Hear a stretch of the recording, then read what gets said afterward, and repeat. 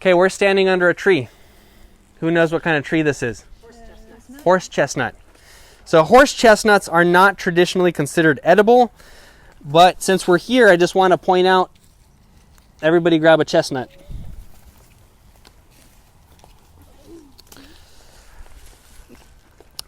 So they look very similar to the chestnuts that we eat around Christmas time. The one major difference between those and horse chestnuts is that the edible ones have a deep point on one side, and these ones are kind of round with no point. If you ever want to identify a true chestnut, it's going to look just like this, but on the butt of it is going to have a sharp point.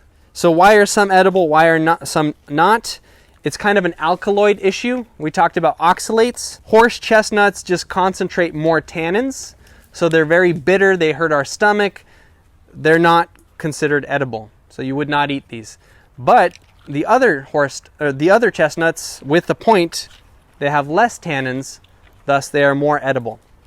And again, something like this, Native Americans might not consider poisonous because there are ways of extracting tannins from acorns and chestnuts, but they're very labor intensive, and like I said, I'm a little bit lazy. I like to kind of throw something in my blender and get going. So I can do it, but I generally don't.